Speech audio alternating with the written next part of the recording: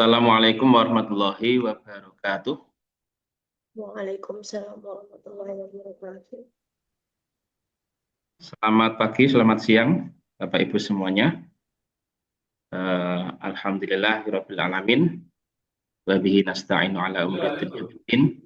Wassalatu wassalamu ala umuri dunya waddin. Wa ala alihi wa ashabihi ajma'in amma ba'du. Yang terhormat Dekan FEBI UIN Gusdur, Dr. Haji AM Muhammad Hafid Maksum, MAG. Yang terhormat Wakil Dekan 1, Dr. Kuat Ismanto, MAG. Yang terhormat Wakil Dekan 2, Dr. Tamamuddin, MM. Wakil Dekan 3, Muhammad Sultani, MA, PhD.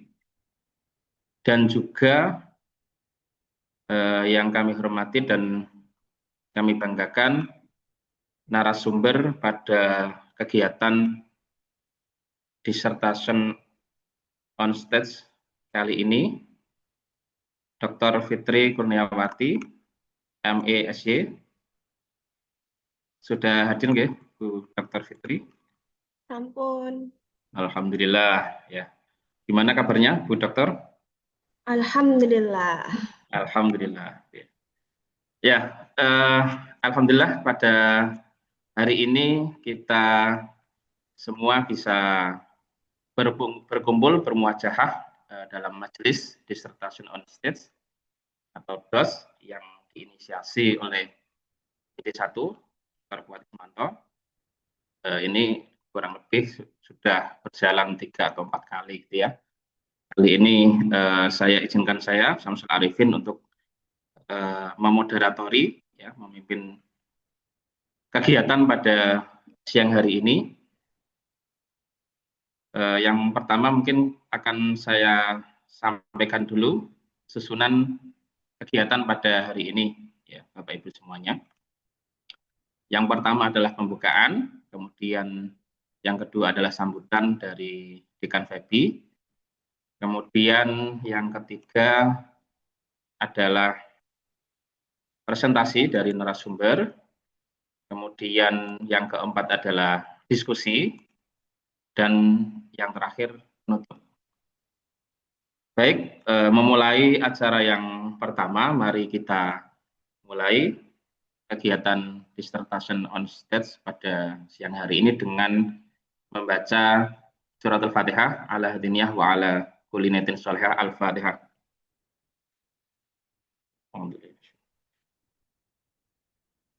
Iya benar.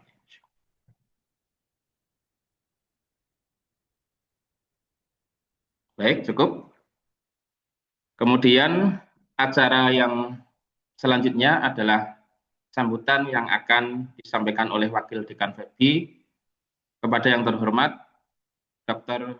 Haji AM Muhammad Hafid Maksum, MAG. Kami persilahkan.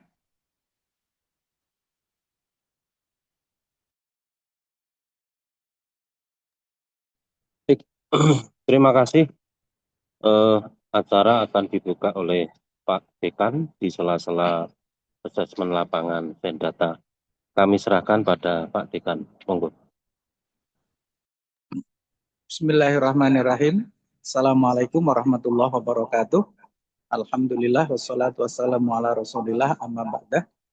Yang kami hormati Bapak Ibu pimpinan di lingkungan FEBI UIN Gusdur Pekalongan, yang kami banggakan rekan-rekan Bapak Ibu dosen FEBI UIN Gusdur Pekalongan, para mahasiswa dan seluruh komponen yang tidak bisa saya sebutkan satu persatu. Setelah syukur atas nikmat Allah dan sholawat kepada Nabi Muhammad SAW, pada kesempatan ini izinkan saya menyampaikan beberapa poin berikut.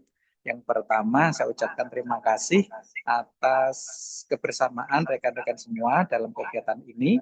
Kegiatan yang kita harapkan mampu menjaga kultur akademik di lingkungan kampus kita, terutama di fakultas.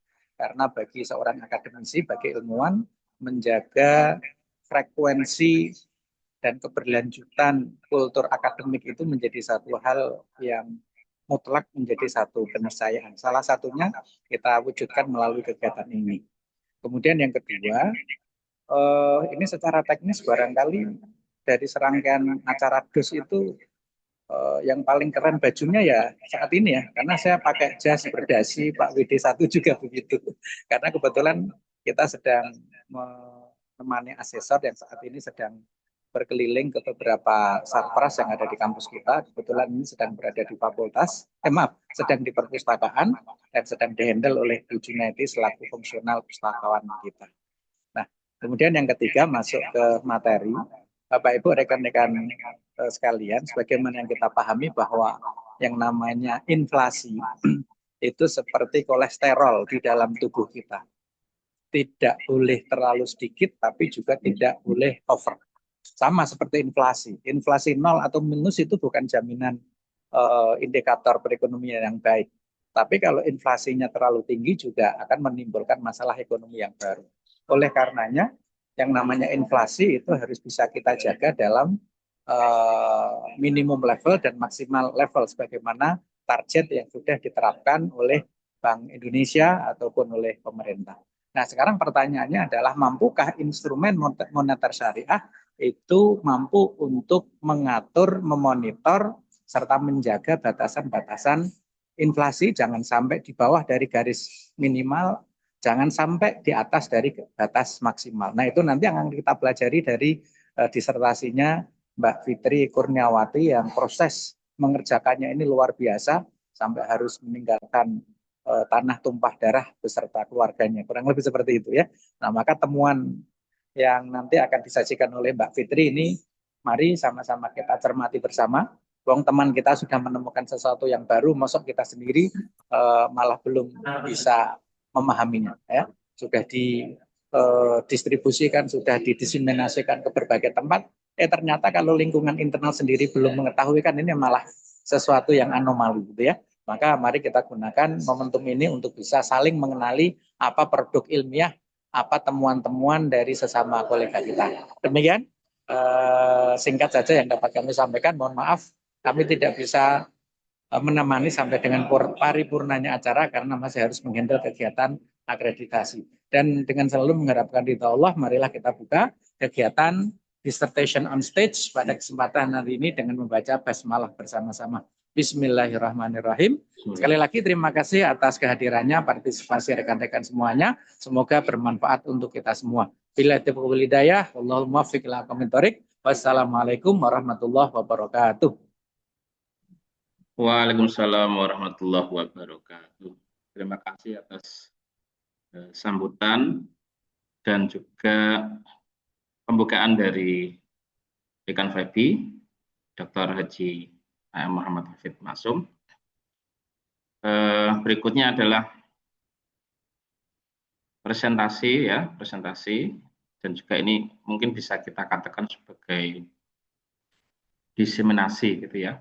Diseminasi dari hasil disertasi dari Bu Dr. Fitri Kurniawati yang sudah terlampaui di tahun 2025 yang lalu ya, Bu Fitri ya. Ya. Dan ini di momen ini, di DOS kali ini adalah kesempatan untuk diseminasi dari Bu Fitri berkenaan dengan hasil riset atau disertasinya. Mungkin langsung saja Bu Fitri ya, kalau sudah siap bisa di waktu dan tempat kami persilakan untuk Bu Fitri. Boleh dibantu tayangin slide Mas, soalnya sinyalnya agak kurang stabil nih. Oke. Sudah. Baik, sambil menunggu, Bismillahirrahmanirrahim. Assalamualaikum warahmatullahi wabarakatuh. Alhamdulillahirabbil alamin. Wassalatu wassalamu ala asrafil anbiya wal mursalin wa ala alihi washabihi ajmain. Rabbi shrah li sadri wa yassir li amri wahlul 'uqdatam min lisani yafqahu qawli. Alhamdulillah pagi hari ini bisa bergabung di sini. Sebelumnya yang terhormat Bapak Dekan kita yang sudah meninggalkan Zoom pada pagi hari ini, Bapak Dr. Haji A.M. Hafid Masum MAG. selaku Dekan FEBI. Beliau juga alhamdulillah kemarin waktu sidang promosi juga bersedia untuk menghadiri sampai jauh-jauh ke Medan bersama Prof. Sinta dan juga Prof. Zainal. Kemudian juga ada Bapak Wakil Dekan Bidang 1 di bidang akademik dan kelembagaan, Bapak Dr.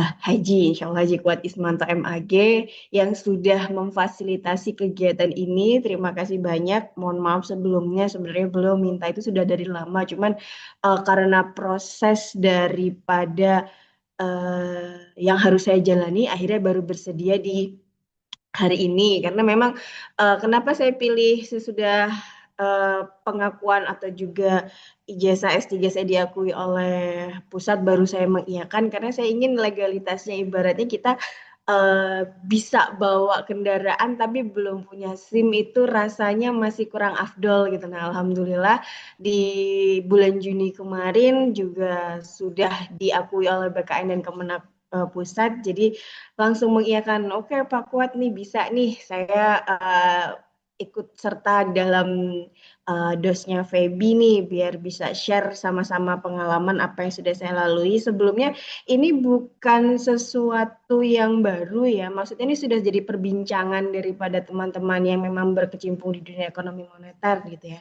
Tuh, jadi Pak Wedi satu terima kasih banyak. Kemudian juga ada Bapak Wakil Dekan 2, Bapak Dr. Haji Tamamuddin SMM, kemudian juga ada Bapak Haji M. Sultani MA, MSI, PhD selaku Wakil Dekan 3, dan tidak lupa Mas Syamsul Arifin SSIME, terima kasih sudah meluangkan waktunya untuk memandu acara di hari ini. Tidak lupa kepada Mbak Kori Aina, thank you sudah komunikasi atas dosnya juga, dan juga para hadirin jamaah Zoom pada siang hari ini. Oke, agak panjang prolognya ya, tapi no problem lah. Baik, kenapa saya sebut siang? Karena memang ini sudah siang hitungannya ya, sudah jam 10:17. Dan di siang ini sebelum saya mencoba untuk mensosialisasikan, bahasanya kok mensosialisasikan sih ya, meng-share ilmu atau juga memaparkan apa sih disertasi yang sudah saya kerjakan selama disertasi ini. Sebenarnya sudah ada proposalnya dari tahun 2016. Jadi saya kuliah S3 itu dari 2014, 2015, 2016, kemudian sempat proposal, and then mandek di situ. Nah, jadi akhirnya di tahun 2020 saya dicoba dikonfirmasi lagi dan akhirnya mengikuti yang namanya RPL atau rekognisi pembelajaran lampau. Rekognisi pembelajaran lampau, dan akhirnya sampailah di tahun 2025 awal itu mulai mengerjakan. Jadi kalau semuanya tadi Bapak Dekan mengatakan bahwasannya saya mengerjakannya sampai meninggalkan keluarga, sebenarnya enggak juga sih. Saya lebih banyak mengerjakan disertasi ini di kampus. Jadi kalau teman-teman di ruang dosen itu sudah ngelihat pintu tertutup, ada bacanya do not disturb, itu isinya biasanya Bu Fitri itu lagi nggak bisa diganggu, lagi ngerjakan disertasi. Nah itu biasanya saya mengerjakannya di bawah di situ. Jadi di balik itu semua juga banyak sekali sumbangsih yang FEBI berikan di sini sehingga saya bisa menyelesaikan disertasi ini. Baik, untuk itu sebelum saya masuk, judul yang sudah terpampang di situ adalah judul disertasi saya, apa adanya. Jadi ini memang judul yang sudah ada dari tahun 2016, hanya saja datanya disesuaikan dengan data yang paling baru.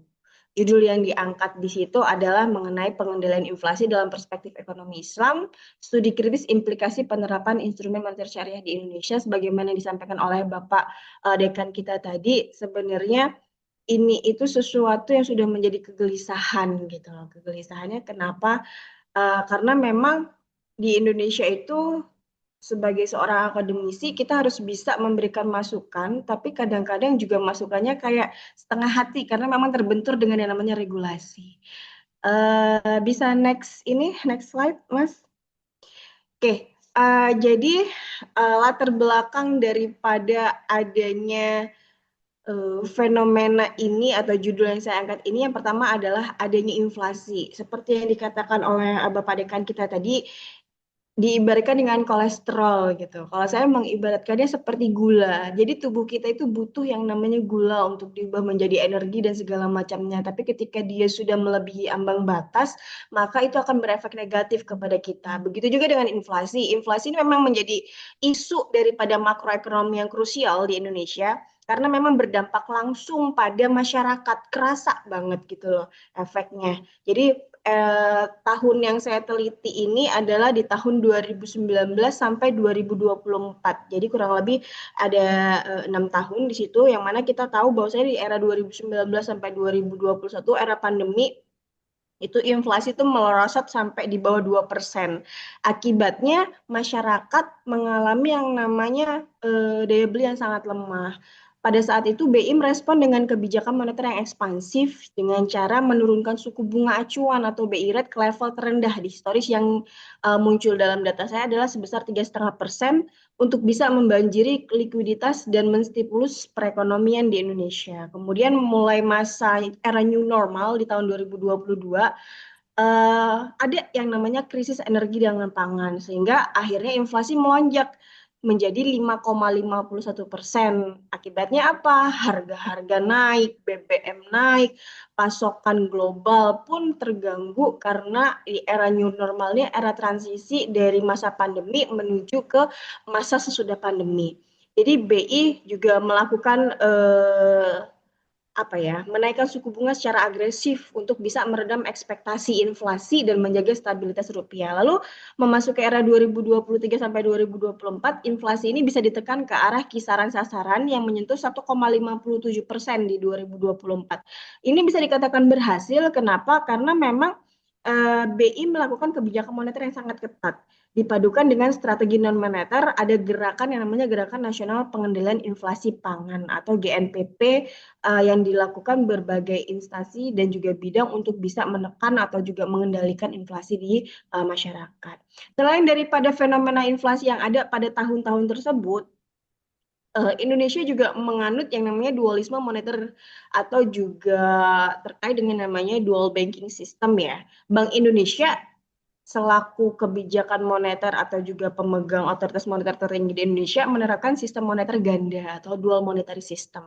Sehingga tidak hanya menggunakan BI rate, tapi juga ada instrumen-instrumen moneter syariah. Sebenarnya ada banyak instrumen moneter syariahnya, tapi kayak masih setengah hati gitu loh, sehingga kebijakan yang dilakukan itu dirasa belum bisa mampu menangani inflasi dari sisi faktor penawaran atau cost plus inflation-nya, sehingga masih terjadi yang namanya kenaikan harga pangan dan energi, gangguan distribusi, kenaikan BBM, melemahnya nilai tukar rupiah, dan juga faktor ekspektasi inflasi masyarakat terhadap rupiah itu sendiri. Kegelisahan muncul karena memang pendekatan konvensional ini dirasanya belum begitu komprehensif. Sementara kita tahu dalam ekonomi Islam itu kan tidak hanya berbatas pada bagaimana menaikkan menurunkan suku bunga, tapi juga harus ada sisi real bagaimana supaya ekonomi itu bisa berputar dengan baik. Kemudian yang ketiga, minimnya eksplorasi terhadap instrumen moneter syariah. Dari beberapa penelusuran yang saya lakukan, baik di dalam jurnal yang terindeks Scopus maupun Sinta dan sejenisnya, itu masih belum banyak. Ada beberapa yang membahas mengenai instrumen moneter syariah, tapi aku hanya pada satu daripada instrumen dilihat keefektifannya. Sementara yang saya lakukan ini adalah melihat langsung 5 instrumen moneter syariah, baik dari sisi operasi pasar terbuka syariah yaitu SBI dan Sukuk BI, maupun dari standing fasilitas syariah atau juga yang menyediakan likuiditas harian bank syariah yaitu reverse repo syariah, repo SBSN dan juga Fastpiece. Nah, jadi dengan makin sebanyaknya instrumen moneter syariah itu akan membuat sesuatu yang baru. Kira-kira bagaimana nih instrumen moneter syariah yang ada di Indonesia itu apakah efektif atau belum dalam mengendalikan inflasi. Selanjutnya yang ketiga yang menjadi itu adalah mengenai kekosongan literatur dan juga tantangan praktis. Memang belum ada komparasi langsung dengan praktik seperti di negara lain ya, tapi kurasa ini bisa menjadi salah satu celah yang bisa dilakukan oleh teman-teman yang berminat di bidang ekonomi moneter gitu ya. Kemudian yang keempat atau juga langkah akhir yang ingin saya lakukan di sini adalah bagaimana sih urgensitas daripada ekonomi Islam tersebut terhadap keadaan ekonomi, khususnya inflasi di Indonesia, sehingga nanti akan muncul dorongan untuk mencari alternatif yang lebih adil dan stabil, sehingga penguatan instrumen moneter syariah tetap berpijak pada prinsip keadilan dan stabilitas stabilitas nilai, sehingga secara tidak langsung disertasi ini pertanyaan besarnya adalah bagaimana implikasi penerapan instrumen moneter syariah di Indonesia dalam mengendalikan inflasi dalam perspektif ekonomi Islam, sehingga tidak hanya sekedar omong-omong saja. Selanjutnya, novelty daripada penelitian ini, bisa next slide, Mas. Novelty-nya jelas dia seperti yang saya bilang sebelumnya ya, hanya ada beberapa artikel atau juga penelitian yang hanya membahas salah satu daripada instrumen moneter syariah, tidak kelima-limanya. And then juga kebanyakan daripada penelitian yang sudah dilakukan itu menggunakan metode yang kualitatif. Sementara yang saya angkat di sini karena dia fokus kepada efektivitasnya menggunakan pendekatan VAR atau VECM untuk mengkaji efektivitas daripada instrumen-instrumen tersebut. VAR atau VECM ini sebenarnya sesuatu yang baru buat saya sendiri. Tantangannya di situ. Kenapa? Karena waktu dulu ngerjain skripsi, ngerjain tesis, itu full kualitatif. Dan bahkan ketika saya untuk memahami VAR VECM ini pun saya sempat meminta bantuan kepada beberapa dosen di lingkungan FEB UIN Gus Dur, bagaimana nih cara menggunakan pendekatan ini ketika kita ingin melihat efektivitasnya. Dari beberapa dosen yang saya tembusi itu yang bisa fix itu juga hanya satu dosen gitu ya, sama Mbak Rida itu. Cuman karena kesibukan dan waktunya akhirnya belum jadi juga discuss dan akhirnya dipaksa untuk memahami. Akhirnya tutorialnya yang paling gampang adalah melihat tutorial di YouTube dan juga bantuan dari beberapa teman yang sama-sama sedang mengerjakan disertasi gitu ya. Selain itu juga penelitian ini memberikan kontribusi baru dengan mengidentifikasi ketergantungan daripada instrumen syariah tersebut pada parameter konvensional seperti BI rate yang ada dalam Inflation Targeting Framework atau ITF, dan juga merumuskan solusi berbasis sektorial sehingga diskursus daripada kebijakan moneter syariah di Indonesia itu sudah semakin kaya. Dan ini sedikit spoileran juga, jadi mulai tahun 2025 itu ada salah satu instrumen moneter syariah baru yang diberikan oleh BI, SWRBI namanya. Itu juga merupakan salah satu temuan yang mungkin juga menjadi penelitian daripada internal BI sendiri itu. Jadi hampir mirip hasil penelitiannya. Baik, selanjutnya masuk kepada teori.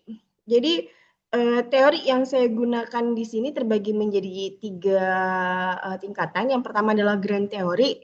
Grand theory-nya karena basicnya di sini adalah inflasi dalam ekonomi syariah. Ketika ingin mengangkat ekonomi syariahnya, mana nih yang bisa diambil? Akhirnya saya mengambil teori daripada ekonomi Islam, tapi basicnya adalah Maqasidus Syariah yang menekankan pada stabilitas nilai uang dan keadilan sosial sebagai landasan normatif pengendalian inflasi. Saya mengambil teori daripada Al-Makrizi dan Ibnu Taimiyah, yang mana memang menurut dua ekonom di zamannya ini yang masih relevan juga sampai sekarang, menurut mereka berdua inflasi itu terbagi menjadi 2, yaitu natural inflation dan juga human error inflation, yang memang dia diakuisisi atau juga direvisi, diperbarui lagi dengan pendapat daripada Umar Cepra untuk mengkritik daripada mengenai penggunaan daripada fiat money itu dan juga bunga konvensional yang sebenarnya justru memicu inflasi secara permanen. Itu kalau secara teorinya, secara grand teori. Kemudian teori yang kedua yaitu middle rank teorinya, saya menggunakan teori stabilitas moneter syariah dalam ITF yang menjelaskan integrasi instrumen moneter syariah dalam kerangka kebijakan moneter modern. Karena memang yang kita lihat di sini adalah Indonesia yang mana dia menggunakan dual monetary system. Kemudian apply teorinya yang digunakan adalah mengenai teori operasional instrumen moneter syariah yang menganalisis penerapan praktisnya pada SBIS, Sukuk, Repo SBSN, Fastbis, dan Reverse Repo untuk mengendalikan inflasi di Indonesia dengan menggunakan analisis VECM. VECM sendiri digunakan sebagai model ekonometrik dinamis untuk melihat hubungan linear, dampak interaksi baik itu jangka pendek karena adanya fluktuasi atau juga jangka panjang untuk melihat hubungan antar variabelnya apakah seimbang atau tidak. Selain daripada itu juga ada beberapa penelitian terdahulu yang saya angkat di sini yang memang dia menunjukkan adanya gap antara tingkat efektivitas instrumen moneter syariah dengan sebagian besar riset terdahulu yang masih fokus pada instrumen konvensional. Jadi hanya menguji instrumen syariah secara parsial saja, tidak menyeluruhnya. Kerangka teoritisnya saya bangun dari grand theory, middle, dan apply tadi menjadi satu kesimpulan akhir yang mana ingin menjawab hipotesis pada penelitian ini, apakah bisa dilihat bahwasannya ada pengaruh antara variabel-variabel yang ada atau juga instrumen moneter syariah dengan tingkat inflasi di Indonesia, baik itu secara parsial maupun secara simultan. Kemudian kita masuk kepada metodologinya, sebagaimana yang saya spill di awal tadi dan juga kaitkan dengan teori yang saya gunakan. Metodologinya dengan menggunakan desain penelitian yaitu pada VAR, Factor Autoregulation, dan VECM, Factor Error Correction Model, yang mana memang penelitian ini nantinya akan dibatasi pada ruang lingkup kebijakan moneter syariah Bank Indonesia dan indikator daripada harga makronya atau inflasi. Data yang saya gunakan adalah data sekunder berupa data deret waktu atau time series yang diambil secara bulanan yang bersumber dari laporan resmi Bank Indonesia dan juga Badan Pusat Statistik. Untuk laporan daripada Bank Indonesia-nya itu saya ambil dari tahun 2019 sampai 2024 sehingga total data deret waktunya yang saya dapatkan adalah 72 bulan. Kemudian unit analisis yang saya lakukan di sini adalah karena horizon waktu pengamatannya berkala, tadi menggunakan metode dokumentasi dari basis data statistik ekonomi dan keuangan yang dipublikasikan secara resmi oleh Bank Indonesia. Teknik analisa data yang saya gunakan untuk melihat apakah ada semacam Spurious regression atau juga reaksi variabel. Yang pertama menggunakan uji stasionaris data. Jadi digunakan untuk memastikan data tidak mengandung akar unit agar tidak terjadi spurious regression atau juga korelasi yang sangat kuat antar variabel. Kemudian uji yang kedua adalah uji panjang lag optimal. Jadi situ saya tulis di situ adalah stasionaritas sampai kointegrasi yang kurang lebih ada 4 uji yang dilakukan. Jadi uji stasionaris data, uji panjang lag optimal untuk menentukan jeda waktunya, kemudian uji stabilitas model VAR-nya untuk memastikan bahwasannya VAR dalam kondisi yang stabil dan juga bisa dilakukan uji jangka panjang. Yang keempat, uji kausalitas untuk menguji hubungan timbal balik atau Granger causality antar variabel. Dan yang kelima, untuk deretan uji ekonometrikanya adalah uji kointegrasi untuk mengetahui keberadaan hubungan jangka panjang antar variabel yang diteliti. Kemudian selanjutnya yang saya lakukan adalah mengestimasi factor error correction modelnya dengan melihat bagaimana pengaruhnya terhadap jangka pendek dan juga bagaimana penyesuaian menuju keseimbangan jangka panjang. Analisis yang digunakan yaitu dua macam, analisis impulse response function atau IRF untuk melacak respon inflasi apabila terjadi guncangan, dan yang terakhir adalah analisis variance decomposition yaitu mengukur besaran kontribusi atau juga pangsa atau bagian daripada setiap instrumen moneter syariah dalam mempengaruhi variasi daripada inflasinya. Jadi kalau bahasa gampangnya itu ingin melihat inflasi nih pengaruhnya terhadap dipengaruhi oleh 5 instrumen yang ada tersebut, yaitu SBSS, SBSN, SBIS, reverse repo, repo syariah, dan juga FASBIS-nya. Oke, masuk kepada hasil penelitian sesudah dilakukan uji dan juga diambil data dari lapangan itu. Ada 3 hipotesis yang saya buat dalam penelitian ini. Hipotesis yang pertama itu adalah SBIS, Sukuk BI, reverse repo, repo SBSN, dan FASBIS itu berpengaruh positif dan signifikan terhadap pengendalian inflasi di Indonesia. Itu hipotesis yang pertama. Jadi melihat kelima instrumen moneter syariah itu berpengaruh positif dan signifikan. Kemudian hipotesis keduanya, koefisien daripada kelima instrumen tersebut adalah elastis terhadap pengendalian inflasi di Indonesia. Nah, jadi dari serangkaian uji ekonometrik yang saya lakukan tersebut, didapatkanlah jawaban bahwasannya H1 dan H2 yang saya buat pada sebelumnya itu ditolak. Kenapa? Karena keterbatasan struktural seperti likuiditas pasar sekunder yang rendah dan koordinasi antar lembaga yang lemah. Jadi dari hasil ekonometrik yang saya lakukan, ternyata memang yang namanya kelima instrumen tersebut tidak semuanya efektif dan juga tidak semuanya elastis. Begitu. Kenapa? Karena dari hasil tersebut didapatkanlah hasil analisis berupa hanya SBIS, yaitu instrumen yang paling efektif untuk mengendalikan inflasi dibandingkan instrumen lain seperti Sukuk BI, Repo SBSN, Reverse Repo, atau juga FASBIS.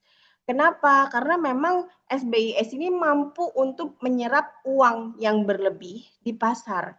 Dari hasil analisis menunjukkan bahwasannya SBIS berdampak nyata dalam jangka panjang dan juga pendek dengan kontribusi sebesar 25 sampai dengan 40% terhadap stabilitas inflasi. Sementara untuk Sukuk BI, Repo SBSN, Reverse Repo, dan juga FASBIS dampaknya sangat kecil dan juga sangat tidak bisa elastis. Dalam mengendalikan inflasi, SBIS adalah pilihan utama karena kemampuannya untuk menyerap likuiditas, dan ini sangat sejalan sekali dengan teori dalam ekonomi Islam yang mengatakan bahwasanya yang namanya ekonomi itu tidak hanya bergerak pada ranah pengaturan uang saja, tapi juga dia benar-benar harus ada di dalam keadaan real ekonomi yang ada di lapangan. Kemudian hipotesis yang ketiga yang saya buat adalah di dalam jangka panjang, variabel instrumen keuangan syariah dapat berimplikasi terhadap stabilitas ekonomi di Indonesia. Sebenarnya untuk yang H1, H2 tadi ditolak, H3 ini diterima. Kenapa? Karena memang menunjukkan bahwasannya instrumen moneter syariah memiliki hubungan kointegrasi jangka panjang dengan stabilitas ekonomi, terutama melalui SBIS yang mendukung stabilitas harga. Jadi hasil penelitiannya untuk H1 dan H2-nya ditolak, H3-nya justru diterima. Kenapa? Karena memang dia berimplikasi pada penerapan instrumen moneter syariah terhadap stabilitas ekonomi. Penelitian ini juga merekomendasikan bahwasannya penguatan desain instrumen, pengembangan pasar keuangan syariah, dan penghapusan ketergantungan pada parameter ribawi bisa dibantu dengan inovasi pada bidang ZISWAF, zakat infak sedekah dan wakaf, melalui sukuk wakaf likuiditas atau juga sukuk zakat infrastruktur di situ. Jadi kesimpulan akhir yang bisa saya berikan di sini adalah next slide Mas Samsul. Kesimpulan, bagaimana sih perkembangan SBIS, Reverse Repo, Repo SBN, dan FASBIS di Indonesia? Dari uraian yang saya berikan di dalam disertasi saya, memang pertumbuhannya itu bisa dikatakan semakin hari semakin naik, tapi yang efektif hanya yang SBIS. Sehingga meskipun Repo SBSN dan FASBIS bisa mendukung likuiditas di pasar keuangan, di pasar uang, yaitu di dalam lembaga keuangan perbankannya sendiri, tapi pasar sekundernya masih rendah dan ketergantungan pada BI rate sebagai acuan dalam menentukan imbal hasil itu masih sangat tinggi. Sebagaimana kita tahu di dalam bank syariah dan juga bank konvensional itu, meskipun bank syariah memiliki tingkat elastisitas di dalam menentukan tingkat keuntungan, margin bagi hasil dan sebagainya, tapi tetap menjadi acuan adalah di BI rate-nya, dan itu memang tidak bisa dipungkiri dari pihak internal perbankannya sendiri. Kemudian yang kedua, bagaimana efektivitas daripada masing-masing instrumen tersebut dalam mengendalikan inflasi di Indonesia? SBIS masih paling efektif menekan inflasi dengan menyerap likuiditas, sedangkan Repo SBSN bisa meningkatkan inflasi karena menambah likuiditas, karena dia ranahnya bekerja pada sektor perbankan di pasar uang ya. Kemudian reverse repo, sukuk BI dan Fasbis kurang berpengaruh karena likuiditas pasarnya rendah dan dampaknya sangat kecil. Kemudian yang ketiga, bagaimana implikasi penerapan SBIS, reverse repo, repo SBSN, dan Fasbis terhadap stabilitas ekonomi. Jadi SBIS itu kenapa dia kok paling menyerap likuiditas? Karena dia menjaga stabilitas harga. Jadi stabilitas harga pada masyarakat itu benar-benar dijaga dengan jumlah pasokan dan segala macamnya, dan juga didukung likuiditas perbankan syariah, sehingga mendukung yang namanya makosidus syariah pada 5 hal yang harus dijaga, yaitu pada agama, jiwa, akal keturunan, dan harta. Tantangan ketergantungan pada BI rate dan pasar sekunder lemah perlu diatasi dengan inovasi fintech dan koordinasi regulasi. Jadi sebenarnya penerapan instrumen moneter syariah di Indonesia itu memiliki hubungan kointegrasi yang jangka panjang dan stabil. Secara parsial hanya saja memang dari hasil perhitungan saya di era 2019 sampai 2024 itu hanya SBIS yang efektif menekan inflasi atau juga secara kontraktif ya. Sedangkan instrumen yang lainnya bisa meningkatkan tapi tidak terlalu berefek, tidak terlalu mengendalikan inflasi. Dan yang menjadi catatan penting juga di dalam penelitian ini, yang saya gunakan ini kan hanya terbatas pada 5 instrumen moneter syariah, sementara kita tahu bahwasanya dalam mengendalikan inflasi itu tidak hanya bergantung pada kebijakan moneter saja, tapi juga ada hal-hal lain yang diperlukan. Ada beberapa rekomendasi yang bisa saya berikan, bisa untuk penelitian lebih lanjut kah, atau juga untuk pandangan lain. Sebenarnya ini lebih kepada rekomendasi kepada pihak BI-nya, dan itu juga terakhir kemarin sudah sempat langsung diimplementasikan. Jadi ada salah satu program, ada Mas Yusuf juga, itu Mas Yusuf ikut aktif juga di masyarakat ekonomi syariah. Ada salah satu gerakan yang diinisiasi oleh BI untuk mendukung salah satu program kerja pemerintah, yaitu wakaf, dan di situ sudah mulai berjalan juga, namun masih belum menyentuh ranah pada sukuk wakafnya, sehingga sekiranya perlu menjadi bahan pertimbangan juga para pengambil kebijakan untuk bisa menjadikan wakaf sebagai salah satu bentuk daripada instrumen untuk mengendalikan inflasi di Indonesia. Oke, gitu aja Mas Syamsul description atau menggambarkan isi daripada disertasi yang saya kerjakan di 2025 awal. Jadi kalau ada yang bilang emang ngerjain sesuatu itu butuh tekanan, ya butuh tekanan. Jadi saya mengerjakan ini tuh dari bulan penyesuaian datanya ya, Januari, Februari, Maret, April, Mei. Juni saya seminar hasil, Juli saya ujian tertutup, dan Agustus saya ujian terbuka. Itu aja. Terima kasih banyak. Semoga apa yang saya share pagi ini bisa menjadi pengantar untuk bisa menjadi peneliti lanjutan-lanjutan yang lainnya terkait dengan yang namanya instrumen moneter syariah. Baik, terima kasih. Saya kembalikan kepada Mas Samsul. Assalamualaikum warahmatullahi wabarakatuh. Waalaikumsalam warahmatullahi wabarakatuh. Terima kasih atas presentasi yang luar biasa dari Dr. Fitri Kurniawati tentang disertasinya ya, berkaitan dengan pengendalian inflasi ya. Ya. Ini melalui moneter ya, dari sisi moneter syariah di Indonesia, dan ini pendekatannya menggunakan kuantitatif ya Bu Fitri, dan Iya. saya lihat tadi, saya simak, ternyata memang ada proses yang luar biasa dari yang sebelumnya biasa menggunakan pendekatan kualitatif, terus kemudian di studi doktoralnya ini beranjak ke kuantitatif. Itu menurut saya pribadi itu sebuah usaha yang luar biasa ya. Kemudian bisa kita sedikit menyimpulkan tadi ya, berkaitan dengan apa yang sudah disampaikan narasumber Bu Fitri, berkaitan dengan hasil dari disertasinya, dan ternyata dari kelima instrumen ya moneter syariah yang sudah diteliti, itu ada satu yang punya peran besar gitu ya dalam mengendalikan inflasi, yaitu SBIS tadi ya, SBIS, dan yang lain ada yang malah justru itu bisa menimbulkan atau meningkatkan inflasi tadi ya, repo SBSN itu, dan yang lain cenderung kurang gitu ya. Kalau kita melihat secara umum ya dari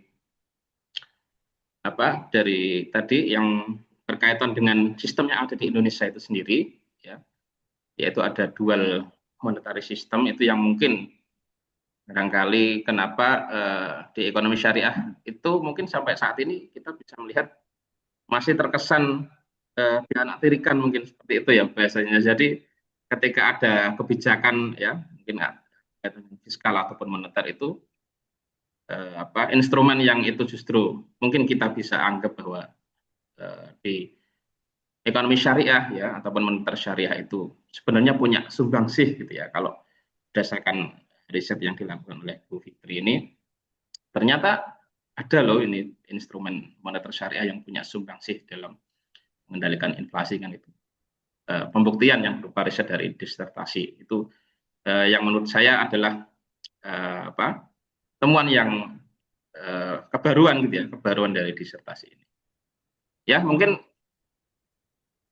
yang sudah disampaikan Bu Fitri ya terkait dengan diseminasi disertasinya di program BLES ini cukup jelas ya. Dari Bapak Ibu dosen mungkin ada tanggapan ya. Saya kira ini topik yang menarik ya untuk kita diskusikan bersama berkaitan dengan apalagi ini untuk ekonomi makro ya, makro syariah yang itu mungkin kita melihat di Indonesia sendiri mungkin riset-riset makro ini yang syariah ini masih jarang ya, terutama yang sifatnya ini kuantitatif. Monggo Bapak Ibu kalau ada yang bertanya disilahkan ya. Monggo silakan. Ada tambahan sedikit Mas Samsul, boleh? Nggih, monggo. Nah, jadi mulai tahun 2025 awal itu, ketika dilihat dari beberapa instrumen moneter syariah itu yang aktif hanya SBIS, akhirnya dari Bank Indonesia sendiri memunculkan satu instrumen baru yang serupa dengan SBIS. Namanya itu SRBI, Sekuritas Rupiah Bank Indonesia. Jadi memang dia instrumen yang karena melihat SBIS ini mungkin dilihat dan juga dihitung oleh pihak moneternya kok paling berpengaruh untuk mengendalikan inflasi, diluncurkan lain namanya SRBI, yaitu sebuah instrumen moneter syariah juga yang dia pro pasar bahasanya. Jadi memang dia lebih menyentuh kepada sektor real untuk bisa mengelola likuiditas rupiah. Dan satu juga yang tidak kalah penting, SRBI yang mendampingi SBIS ini juga diperuntukkan bisa menarik modal asing. Ini berarti 2025 itu eranya masih Pak Jokowi akhir ya. Itu. Jadi masih bagaimana menciptakan satu instrumen moneter yang basicnya syariah yang bisa mendampingi SBIS itu. Akhirnya diciptakan yang namanya SRBI atau Sekuritas Rupiah Bank Indonesia yang tidak hanya instrumen yang pro pasar tapi juga mengelola likuiditas rupiah sekaligus bisa menarik modal asing. Selain daripada itu juga di sukuk yang meskipun dia tidak terlalu berefek untuk mengendalikan inflasi juga dibuat pendampingnya yaitu sukuk falas Bank Indonesia yang mana bisa menerima valuta asing berupa dolar Amerika Serikat, tapi basicnya atau juga dasar operasionalnya adalah prinsip syariah dengan menggunakan akad-akad yang ada di dalam fatwa DSN MUI. Jadi implementasinya gitu. Kalau kemarin era 2019 sampai 2024 yang saya teliti itu masih hanya lingkup internal nasional. Mulai tahun 2025 pada saat saya mengerjakan pada saat saya sudah mulai ujian tertutup itu baru mulai ada laporan daripada BI-nya di dalam event triwulanannya BI itu muncul yang namanya SRBI dan juga SUFBI itu Mas Samsul. Oke, berarti ada instrumen baru yang itu punya karakter yang mungkin mirip dengan SBSI, cuman bisa lebih mengakomodir dari investor-investor asing gitu ya mungkin ya. Iya, lebih luas cakupannya. Lebih luas cakupannya gitu ya.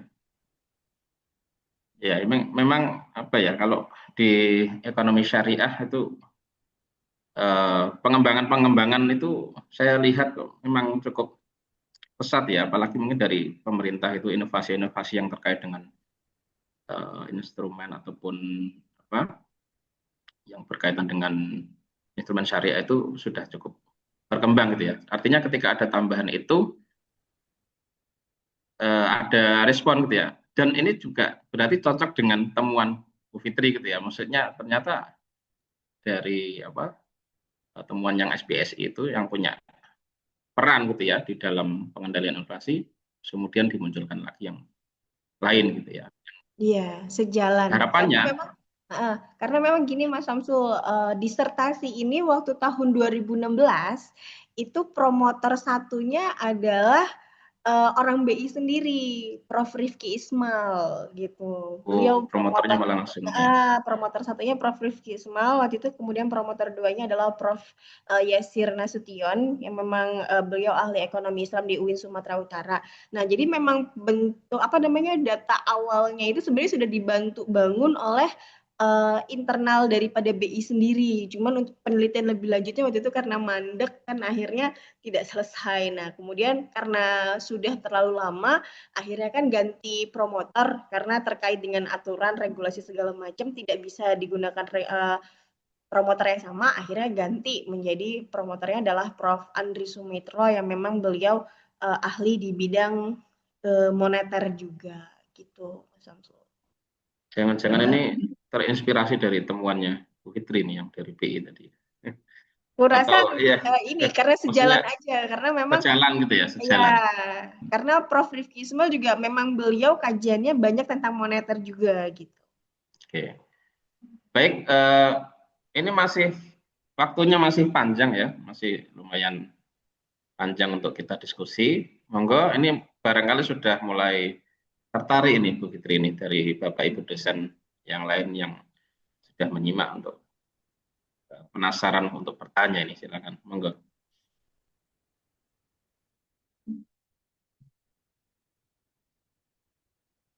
Oh ya.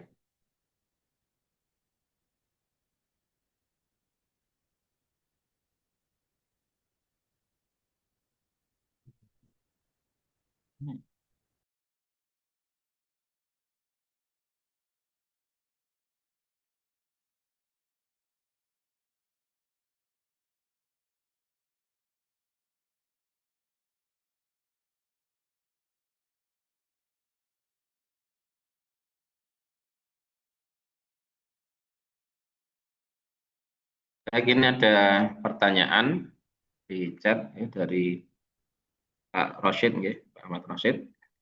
Apakah instrumen-instrumen moneter pengendali inflasi yang diuji dalam riset ini membedakan inflasi ke dalam inflasi yang bersifat pull atau push atau keduanya dianggap sama? Gitu. Ini ditanggapi mungkin ya? Atau barangkali ada pertanyaan yang lain dulu mungkin?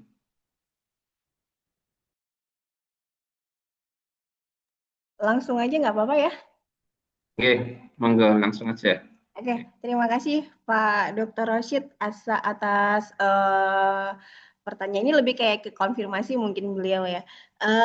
Jadi sebenarnya balik lagi ke pendekatan yang saya gunakan.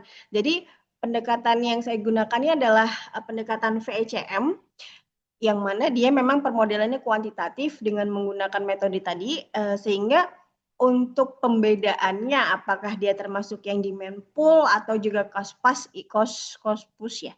Cost push itu tidak dipisahkan ke dalam variabel yang berbeda, Pak. Jadi memang memperlakukan inflasi tersebut secara agregat, jadi sebagai satu kesatuan data sehingga tidak dipisahkan. Oh, ini yang demand pull inflation, oh ini yang cost push inflation, sebabnya itu tidak dibedakan. Tapi kalau dilihat dari analisis yang saya gunakan, sebenarnya karakteristik dari kedua jenis inflasi ini membantu untuk menjelaskan kenapa sih kok instrumen moneter syariah itu efektif atau tidak. Kalau dari sisi cost push inflation atau juga terkait dengan penawarannya, riset yang saya lakukan ini memang secara eksplisit mengkritik kebijakan moneter konvensional karena basicnya adalah suku bunga yang memang dirasa masih belum begitu menyentuh ranah realnya atau Ya. kegiatan ekonominya, sehingga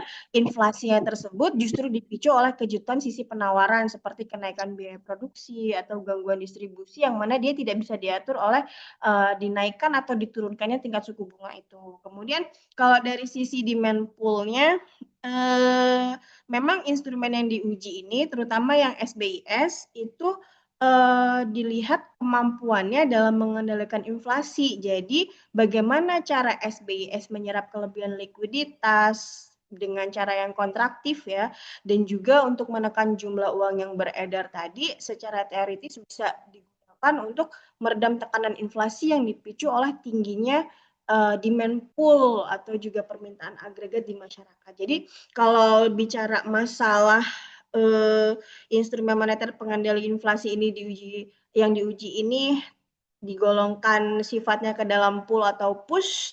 Jadi bisa dibilang tidak saya golongkan ke kedua hal tersebut, Pak. Jadi memang dia keduanya digabungkan dalam satu variabel inflasi aja secara umum gitu. Kemudian tapi kalau secara analisis ketika nanti mau dibikin kualitatif, sebenarnya saya juga tertarik untuk membuat ini secara kualitatif ya Pak Rosid ya. Kenapa? Karena memang ada banyak hal yang ingin diungkap di balik efektivitas daripada SBIS dan juga ada banyak hal yang menarik. Kenapa kok 4 instrumen yang saya angkat ini tidak terlalu berpengaruh terhadap pengendalian inflasi? Jadi riset ini memang tetap membedakan yang mana fenomena demand pull dan yang mana yang cost plus inflation, tapi dalam bentuk yang kualitatif, tidak dalam bentuk yang kuantitatif. Begitu Pak Rosyid.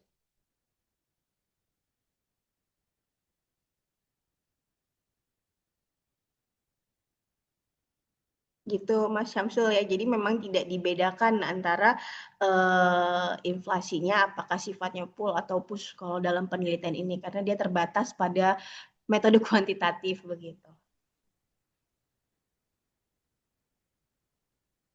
Ya, ini ada pertanyaan lagi, Bu. Dari Pak Imahda, ya. Suami sendiri. Apakah di masa pemerintahan Rasulullah terdapat inflasi? Ya, mungkin ini lebih ke sejarah harusnya ya. Pembahasan tentang sejarah pemikiran ekonomi Islam gitu ya. Kaitan dengan. Baik. Dan menyinggung Al-Makrizi juga mungkin bisa disinggung. Baik. Boleh langsung jawab, Mas Syamsul? Monggo. Baik, terima kasih banyak atas pertanyaannya Bapak Imahdah. Karena ini konteksnya bukan di rumah ya, jadi dalam dissertation on stage atau DOS FEBI 2026 nih. Jadi sebenarnya kalau pertanyaannya apakah di masa pemerintahan Rasulullah terdapat yang namanya inflasi? Ada. Di masa pemerintahan Rasulullah pernah terjadi inflasi, tapi karakteristik dan penyebab daripada inflasi pada masa itu berbeda dengan inflasi yang ada pada saat ini. Karena memang yang ada saat ini umumnya dipicu oleh ekspansi daripada moneter itu sendiri seperti pencetakan uang baru atau fiat money atau keberadaan sistem bunga daripada konvensional. Jadi memang pernah terjadi pada masa Rasulullah. Bagaimana?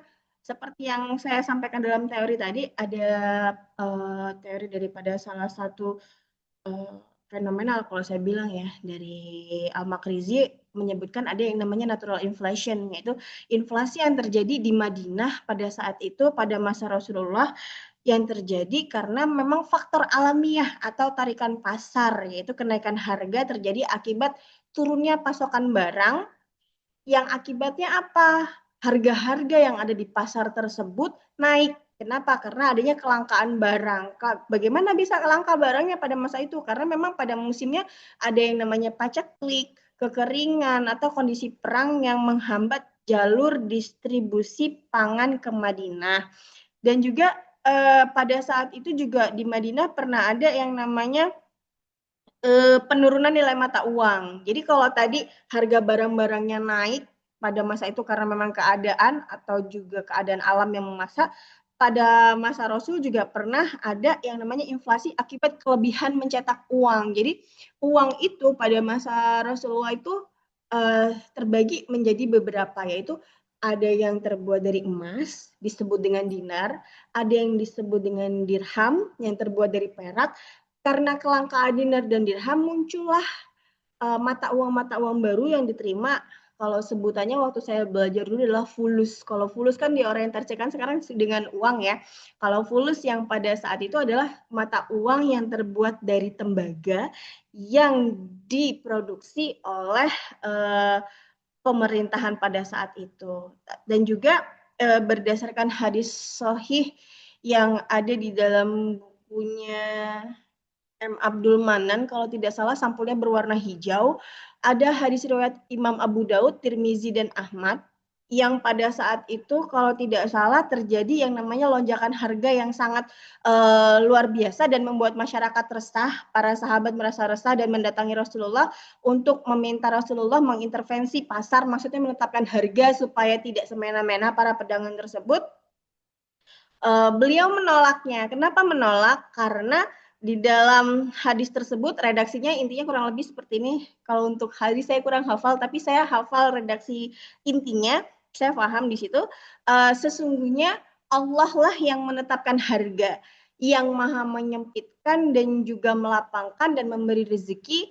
Dan Rasulullah itu berharap bahwasannya ketika diminta untuk menetapkan harga, beliau justru berharap bahwasannya saya sangat berharap untuk bisa menemui Allah dalam keadaan tidak ada seorang pun dari kalian yang menuntutku atau menuntut Rasulullah pada saat itu karena kezaliman urusan darah maupun harta. Intinya sih dari hadis riwayat Abu Daud, Tirmizi, dan juga Ahmad itu Rasulullah menyatakan bahwasannya yang mengatur harga itu bukan manusia, tapi sesuatu yang tidak terlihat. Sebenarnya ini terkait juga dengan yang namanya teori daripada Adam Smith terkait dengan yang namanya invisible hand atau juga tangan yang tidak terlihat yang memang dia akan mengontrol harga yang ada di pasar. Gitu. Jadi redaksi hadisnya bisa dilihat di Sunan Abu Daud, Imam Abu Daud yang memberikan penjelasan bahwasannya pada saat itu Rasulullah diminta untuk menetapkan harga pasar. Begitu, Pak Syamsul, Mas Syamsul. Baik, terima kasih atas penjelasannya yang sudah jelas ya. Atau mungkin ada yang masih ditanyakan, ini baru 2 penanya ya. Baru 2 penanya, barangkali masih ada yang mau bertanya dan juga sekaligus mengingatkan bagi yang belum presensi, silahkan diisi presensinya di kolom pesan ya. Nanti bisa. Mas Syamsul, izin bentar. Yeah, Untuk yang tanya hari ini nanti dapat buku dari saya ya. Oh gitu. Wah. Ya. Berapa ini? Ada batasan enggak? Saya menyediakan 3 buku. 3 buku ya. 3 buku yang terkait juga dengan disertasi ini ya. Oke. Menarik ini ya, sudah ada kesempatan untuk bisa mendapatkan buku secara free ya dari narasumber Bu Fitri. Monggo dari Bapak Ibu sekalian yang mungkin barangkali ada yang mau bertanya berkaitan dengan disertasi ini.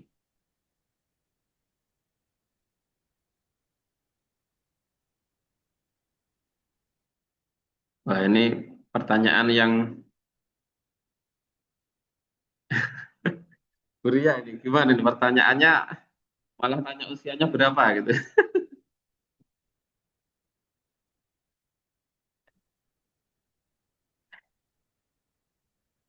Usia saya berapa ya, Buria ya? Mungkin yang relate dengan materi ini, Buria.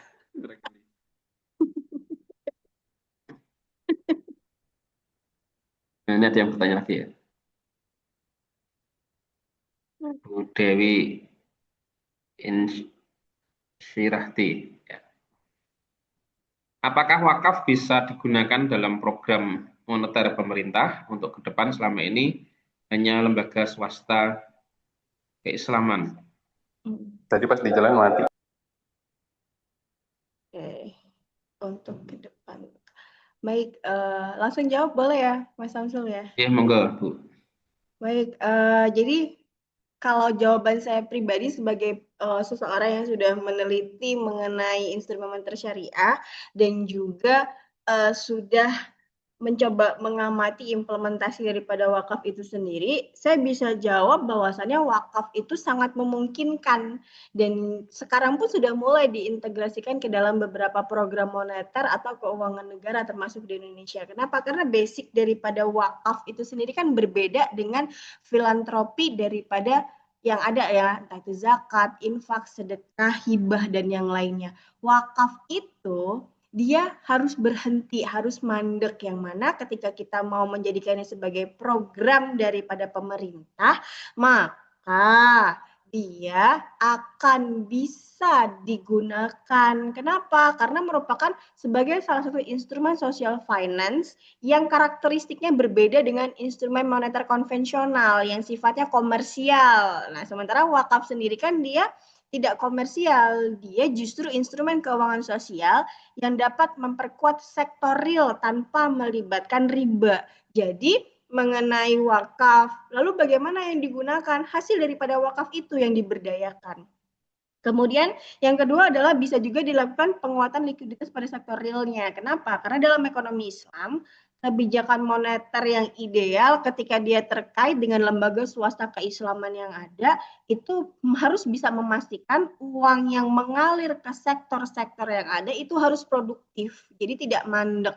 Kenapa? Karena seperti yang dilakukan oleh BI dan juga pemerintah Kota Pekalongan beberapa waktu yang lalu terkait dengan yang namanya wakaf produktif, itu sangat bisa memungkinkan dana masyarakat dikelola dengan proyek-proyek yang real. Tapi ketika dia terkait dengan yang namanya moneter, maka perlu kolaborasi yang lebih intensif sehingga wakaf sebagai penyeimbang kebijakan moneter dan juga sangat berpotensi untuk membangun yang namanya sinergitas dengan instrumen syariah itu sangat mungkin sekali. Di dalam disertasi saya juga disebutkan di situ bahwasannya saat ini sebenarnya Badan Wakaf Indonesia sama BI sudah mulai melakukan yang namanya kas wakaf lingkat sukuk atau CWLS yang memang merupakan bentuk konkret di mana dana wakaf yang diinvestasikan dibuat ke dalam bentuk sukuk atau surat berharga syariah nasional dan imbal hasilnya disalurkan untuk membiayai program sosial atau ekonomi pemerintah. Tapi jumlahnya masih sangat terbatas dan juga sosialisasinya masih belum begitu menyentuh ke ranah masyarakat gitu loh. Karena memang selama ini bahkan dari FGD yang dilakukan di hari Jumat yang lalu 10 Juli kemarin itu banyak para nazir wakaf yang masih berkutat pada bahwasannya wakaf itu hanya bisa digunakan untuk madrasah, masjid, kuburan. Mereka tidak mencoba untuk mengambil inovasi seperti wakaf uang yang mana memang bisa digunakan untuk pengembangan daripada ekonomi Islam itu sendiri. Nah, jadi sebenarnya ketika ada pertanyaan yang muncul seperti apakah wakaf bisa digunakan dalam program moneter pemerintah, misalnya untuk ke depan selama ini hanya lembaga swasta keislaman, sebenarnya itu sudah mulai masuk ke dalam sesuatu yang bisa kita berdayakan sendiri gitu loh. Kenapa? Karena wakaf bisa menjadi instrumen pendukung dalam menjaga stabilitas ekonominya yang inklusif, berkelanjutan, dan juga sesuai dengan prinsip daripada ekonomi Islam itu sendiri. Cuman balik lagi, ada nggak nih kemauan dan juga mindset daripada para nazir wakafnya itu untuk mengembangkan dirinya? Begitu pertanyaan dari Bu Dewi. Ini mahasiswa apa dosen ya Mas Syamsul? Dewi Insyirati Salsabila. Kayaknya ada NIM-nya berarti mahasiswa ini. Mungkin masih pasca sarjana mungkin ya. Oh iya itu. Mungkin. Jadi menurut saya seperti itu. Jadi sangat bisa sekali gitu loh. Cuma tergantung daripada kemauan nazirnya mau berkolaborasi atau bersinergi apa enggak dengan lembaga-lembaga yang terkait. Sementara BI sendiri sudah membuka peluang itu. Baik. Cukup, Bu Fitri. Cukup. Cukup ya. Itu penjelasan terkait pertanyaan dari Mbak Dewi ya. Dewi. Mm-mm. Kemudian ini ada giveaway buku, malah banyak yang tanya nih. Mungkin tadi sinyalnya agak loading. Gitu ya. Ini ada dari Mas Yusuf ya, alumni sekaligus dosen FEBI juga untuk saat ini ya. Ya.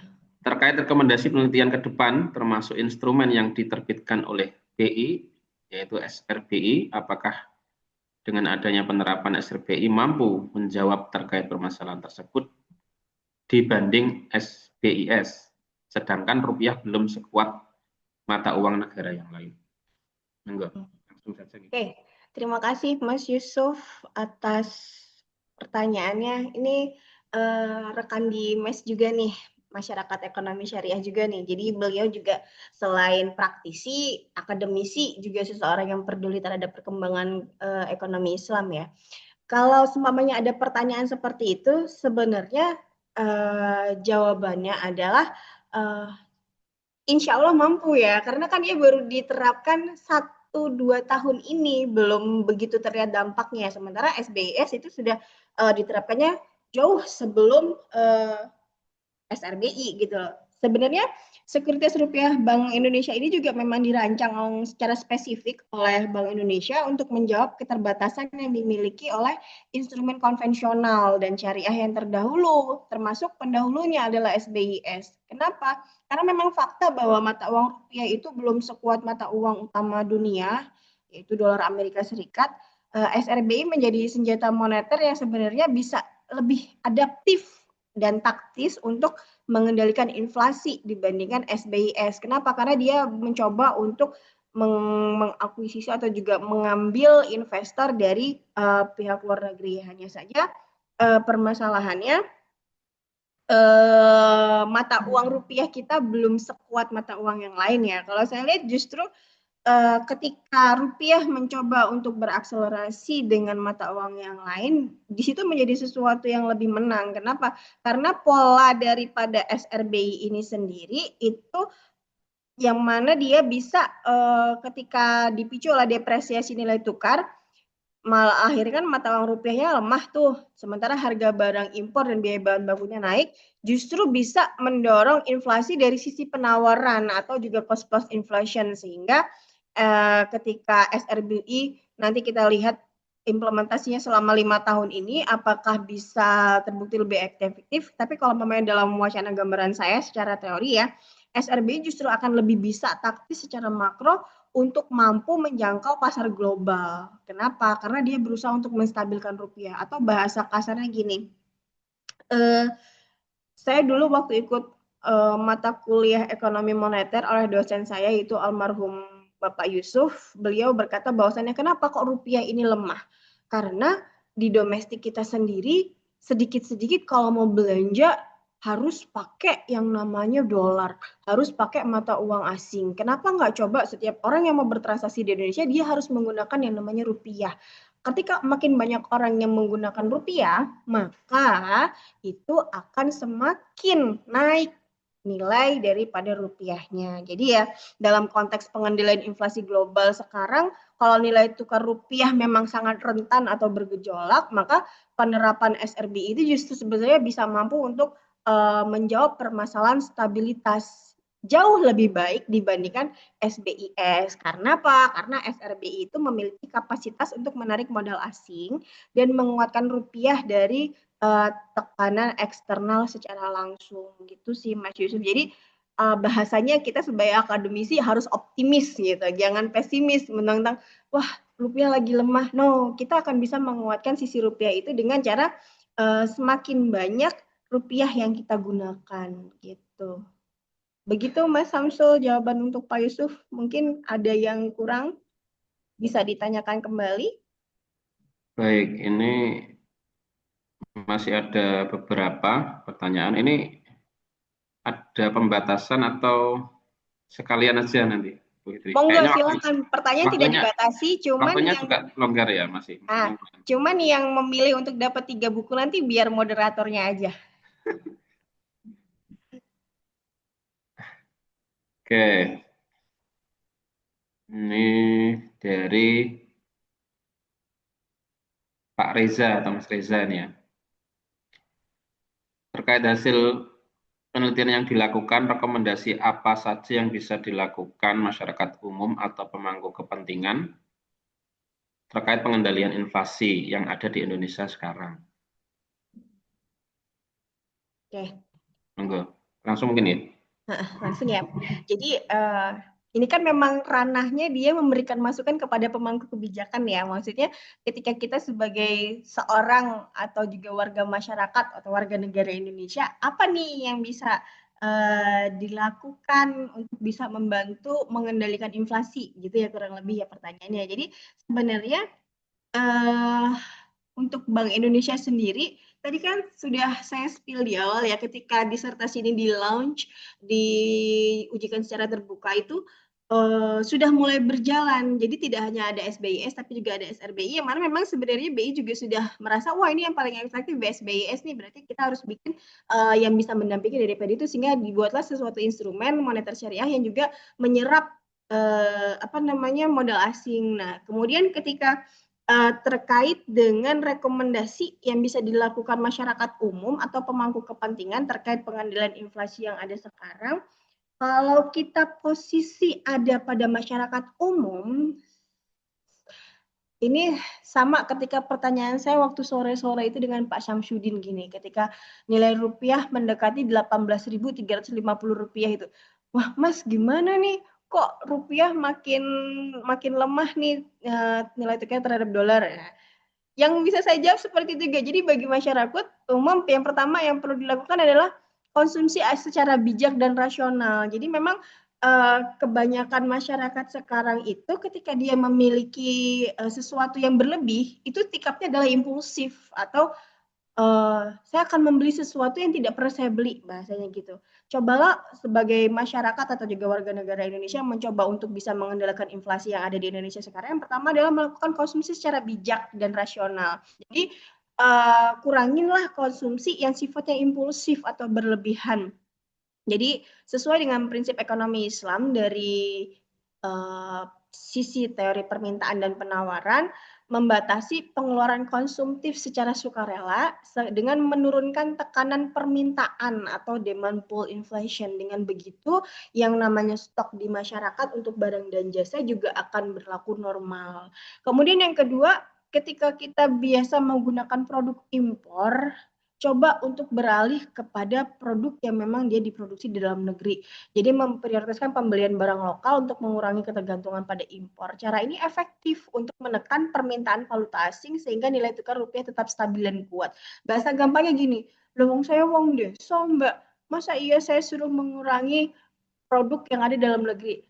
Hal yang paling gampang, yang paling simpel kita lakukan dalam sehari-hari gini, kita terbiasa yang namanya mengkonsumsi tahu dan tempe. Tahu dan tempe itu bahan bakunya adalah kedelai. Kedelai yang digunakan para pengrajin tahu dan tempe itu adalah kedelai impor yang mana memang dia hasilnya lebih baik.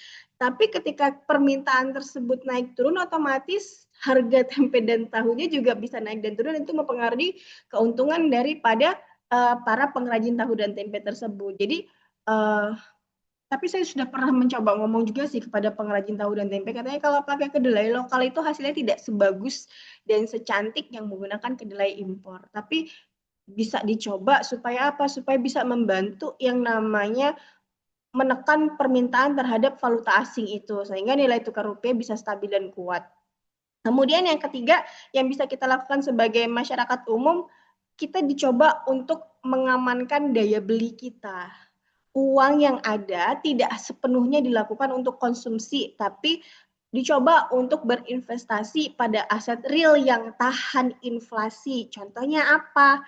Sekarang yang lagi turun yang paling gampang dilakukan adalah beli emas. Beli emas sekarang tidak harus 1 gram, bisa 0,1 gram, bisa 0,5, 0,3, bahkan segala macamnya yang mana memang dia akan bisa membantu kita berinvestasi untuk mengamankan daya beli kita di beberapa tahun yang akan datang gitu. Jadi rekomendasi yang bisa saya lakukan atau saya berikan kepada masyarakat umum, atau juga tokoh masyarakat yang tidak terkait dengan kebijakan pengendalian inflasi adalah itu. Jadi berusaha untuk mengkonsumsi secara bijak, beralih pada produk yang ada di dalam negeri, baik itu bahan baku dan segala macamnya.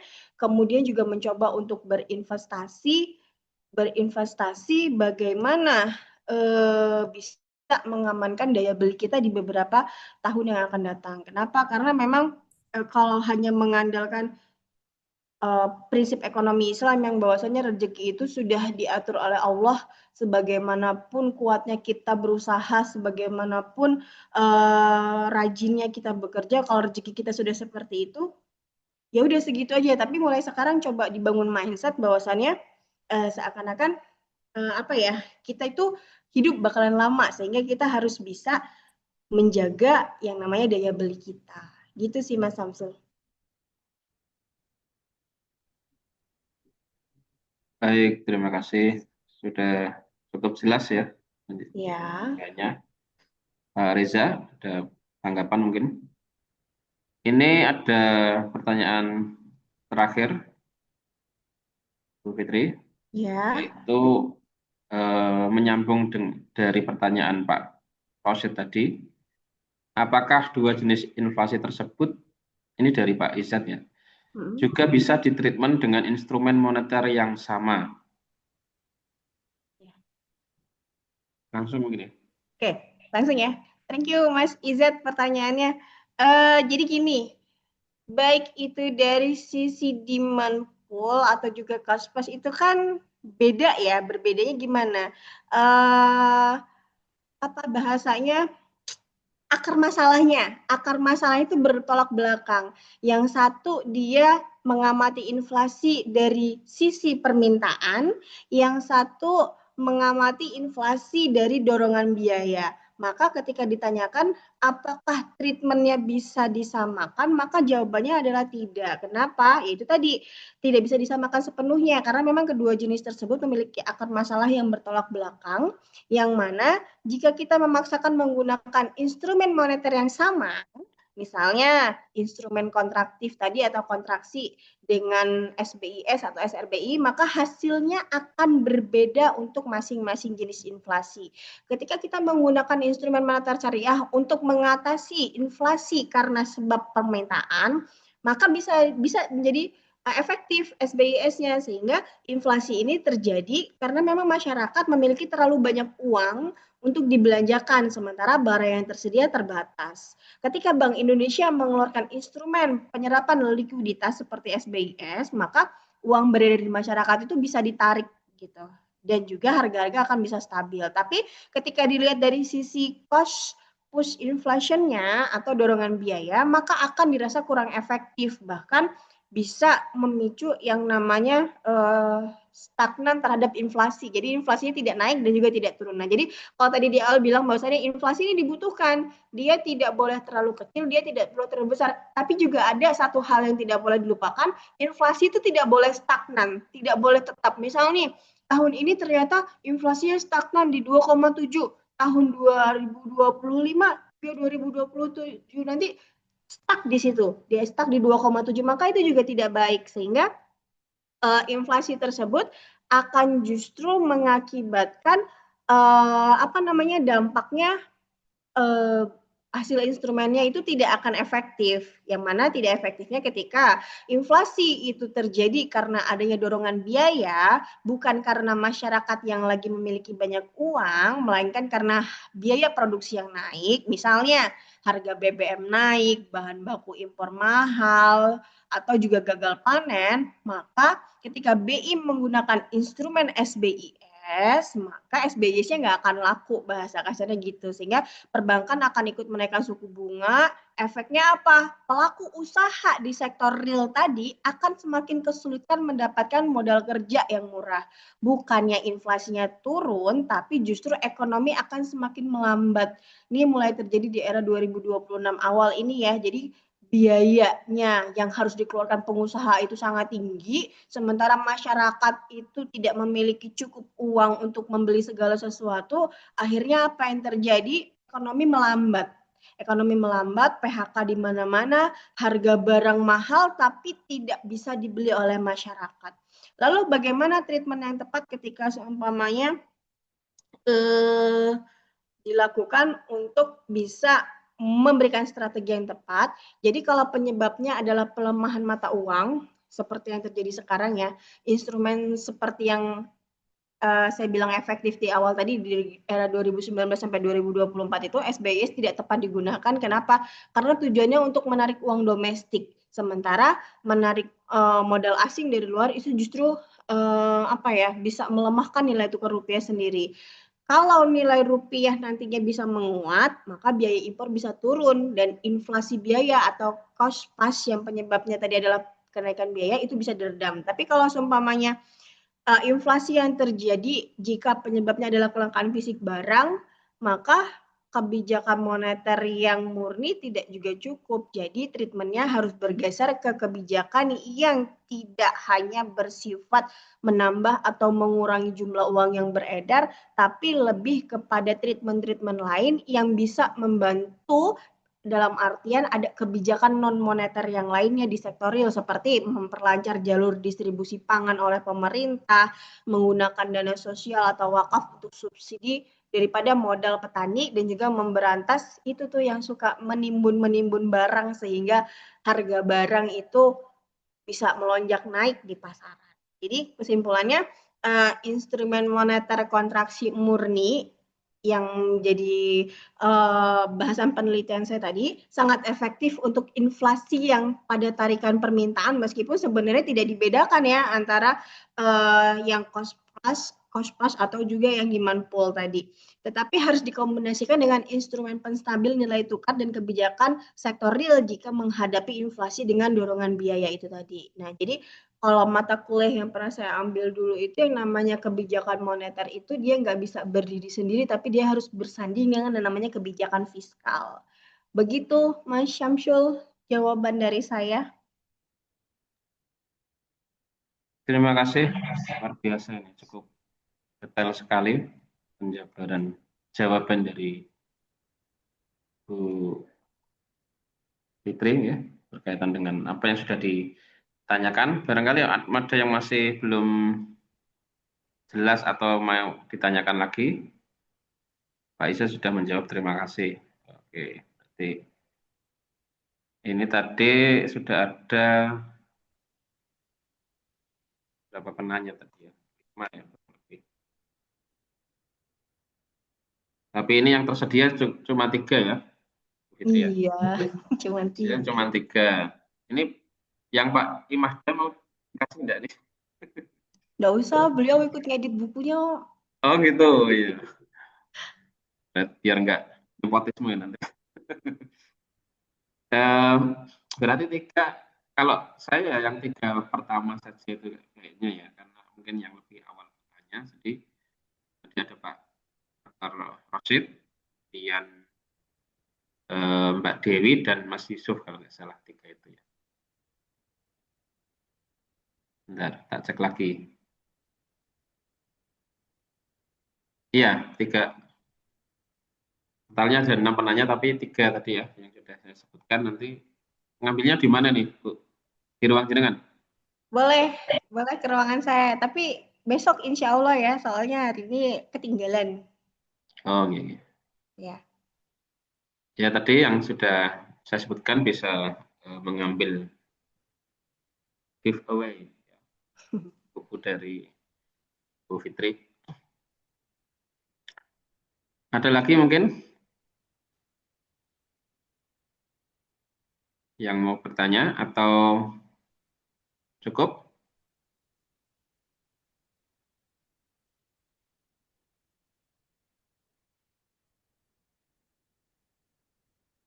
Saya tidak membatasi ya, Mas. Jadi misalnya nanti nih, sewaktu-waktu baru ingat, oh saya mau tanyanya, tapi kalau udah selesai sesinya, WA langsung ke saya juga no problem kok, nggak masalah.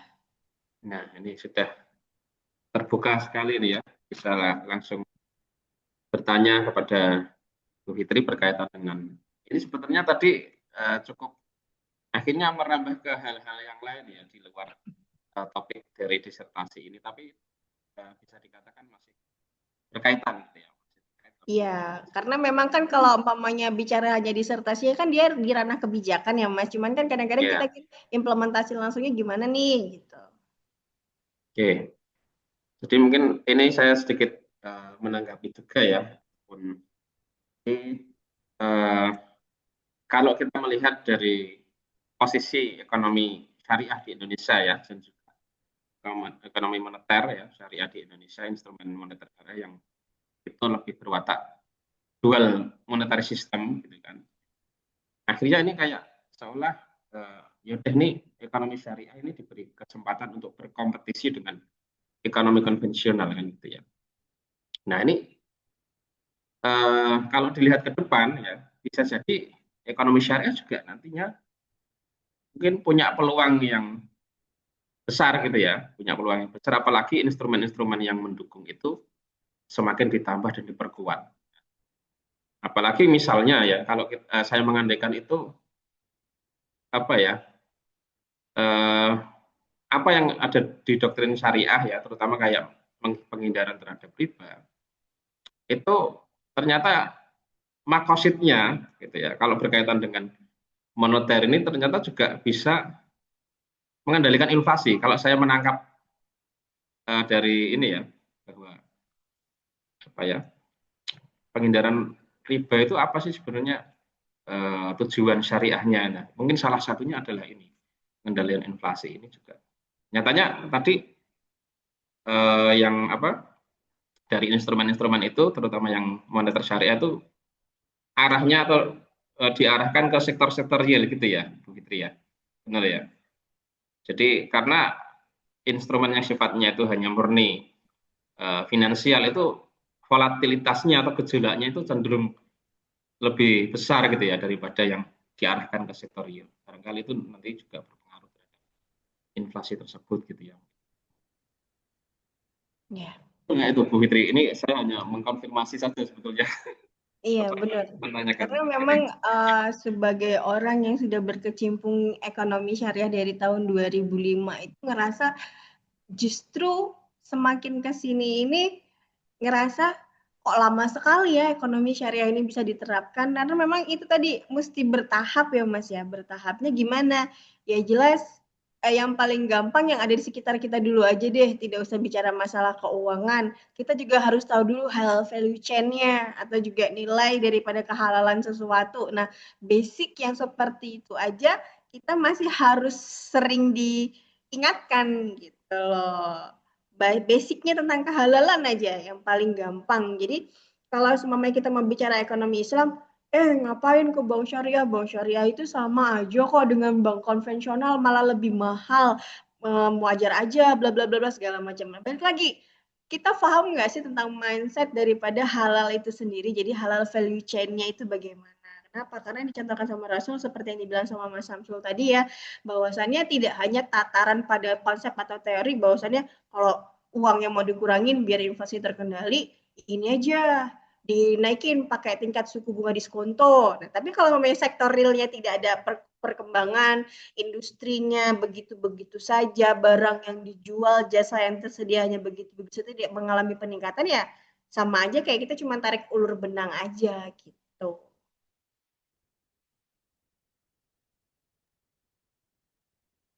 Ini ada yang bertanya lagi kayaknya ya. Akhirnya memicu pertanyaan lagi nih diskusinya. Iya. Pak Iza ya. Saya penasaran dengan instrumen syariah ini sebagai pengendali inflasi. Pertanyaannya, berapa jumlah nilai fiskal yang dikeluarkan negara dan apa saja instrumen yang paling favorit di Indonesia? Ini mungkin malah merambah ke fiskal ini. Padahal ini pembahasannya ini instrumen yang sifatnya moneter gitu ya. Tapi ya karena pengendalian inflasi itu juga dari sektor fiskal juga ya, nggak hanya moneter. Jadi mungkin barangkali Bu Fitri bisa. Iya, sebenarnya ini out of konteks banget gitu. Kenapa? Ya. Karena yang diteliti kan Bank Indonesia sebagai otoritas moneter ya. Tapi kalau soalnya Pak Izar aja seperti itu ke saya, no problem lah. Sumpamanya dijadikan acuan ya Pak. Sebenarnya kalau nilai fiskal ini kaitannya sama APBN ya. APBN kita seperti apa, kemudian bagaimana cara pengendaliannya. Kayaknya saya harus melakukan penelitian lebih lanjut dulu, Pak, baru saya bisa menjawab ini, Pak Iza.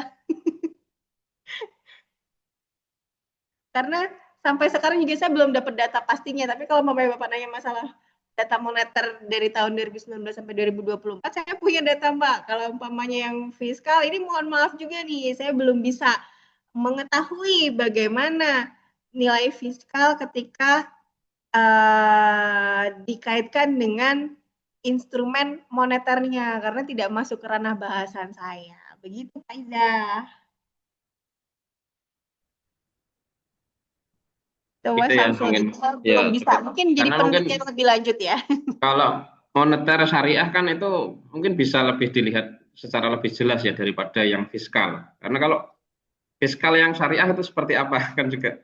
Kalau moneter syariah kan tadi instrumennya kita sudah bisa melihat dengan jelas ya sebagainya. Betul. Dan rilis Ya, laporannya juga lebih lengkap yang punyanya Bank Indonesia. Kalau fiskal kita ya, harus lihat ke Kemenq-nya, ke pajaknya, ke filantropinya juga kalau dari sisi ekonomi Islam.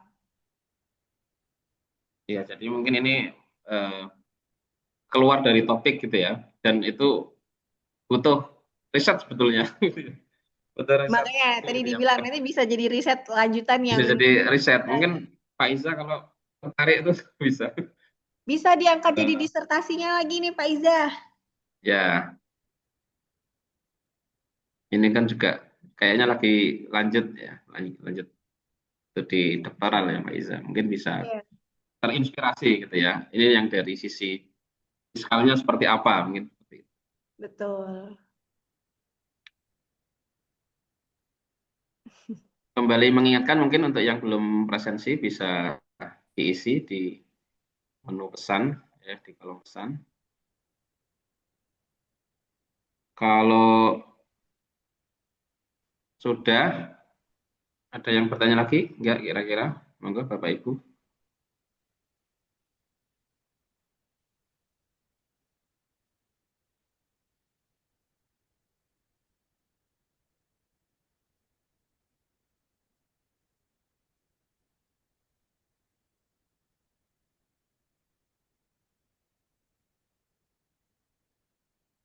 Ini ada dari Pak Samsudin. Sukuk yang kemudian jadi instrumen pendukung fiskal. Ini menanggapi Pak Izan Bang. Iya, betul. Pak Iza sukuk yang menjadi instrumen pendukung fiskal. Cuman kalau dari hasil saya juga tidak terlalu efektif itu. Ya jadi mungkin lebih sifatnya lebih apa ya? Ya pendukung itu tadi ya bukan yang menjadi utamanya gitu kan. Iya, benar.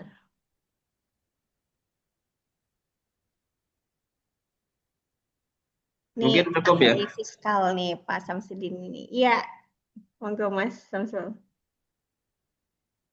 Cukup mungkin untuk kegiatan atau acara dissertation on stage pada kali ini.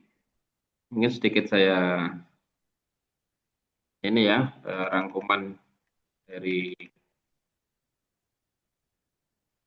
apa yang sudah disampaikan oleh pemateri ya berkaitan dengan pengendalian inflasi dalam perspektif ekonomi Islam. Jadi kritis implikasi penerapan instrumen moneter syariah di Indonesia. Jadi mungkin ini lebih ke langsung ke temuan tadi ya dari apa yang sudah diteliti dari 5 instrumen tersebut, yaitu SBS yang paling efektif dalam menekan inflasi. Kemudian repo SBSN itu justru bisa berpotensi meningkatkan inflasi ya. Kemudian untuk yang lain itu ada yang enggak konsisten, ada yang dampaknya kecil seperti itu. Kemudian untuk jangka panjang ya, instrumen moneter syariah terbukti memiliki hubungan kointegrasi jangka panjang dengan stabilitas ekonomi ya, terutama lewat SPIS.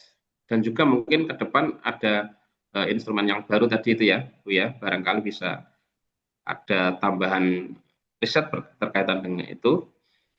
Kemudian dari perspektif makosid syariah, instrumen ini mendukung hifdzul mal ya, namun ada tantangan berupa volume transaksi yang rendah dan ketergantungan pada acuan konvensional yaitu BI rate yang masih membatasi potensinya secara penuh. Mungkin itu ya, Bu Fitri. Terima kasih banyak sudah menyampaikan diseminasi gitu ya terkait dengan studi doktoralnya, dan ini semoga bisa bermanfaat bagi kita semua ya, terutama bagi para dosen dan juga peneliti yang sudah mengikuti acara ini ya Bapak Ibu. Kami ucapkan terima kasih yang sebesar-besarnya. Mungkin sebelum kita tutup dari Bu Fitri ada semacam closing statement mungkin barangkali. Oke.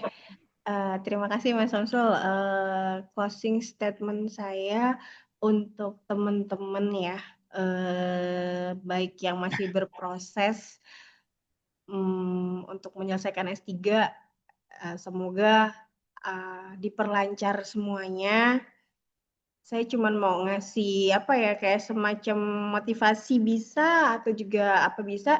Jadi kalau yang saya rasakan kemarin itu memang sesuatu yang berat ya untuk menyelesaikan satu target yang sudah kita mulai.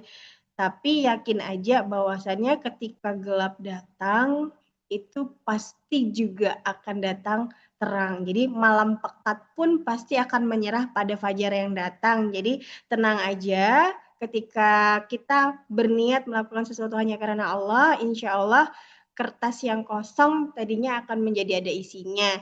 Dan yang paling penting nikmatin yang ada saat ini di dekat kita, jangan sampai terlupa. Kalau lapar ya makan, kalau capek ya istirahat. Intinya just do it, tapi jangan hanya diam saja. Gitu aja, terima kasih Mas Samsul.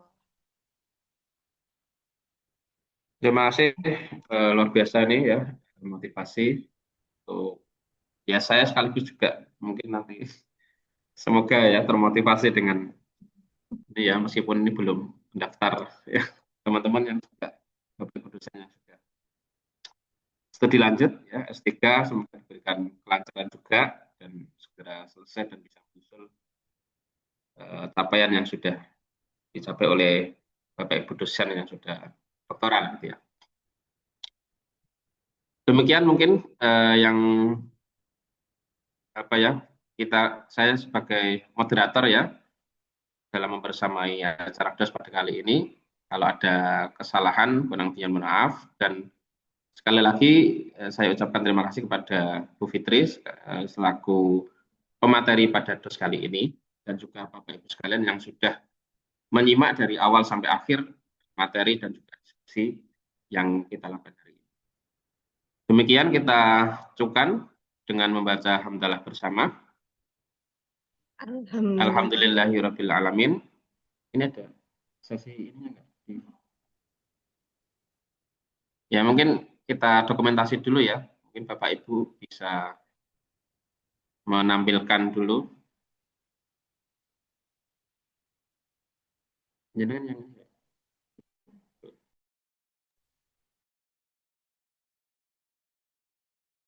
ya 1, 2, 3.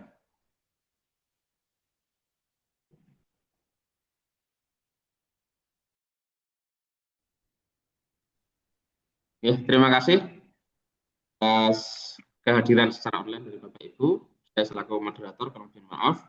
Kita tutup dengan membaca hamdalah bersama. Alhamdulillahirabbil alamin. Assalamualaikum warahmatullahi wabarakatuh. Waalaikumsalam warahmatullahi wabarakatuh. Izinlah Mas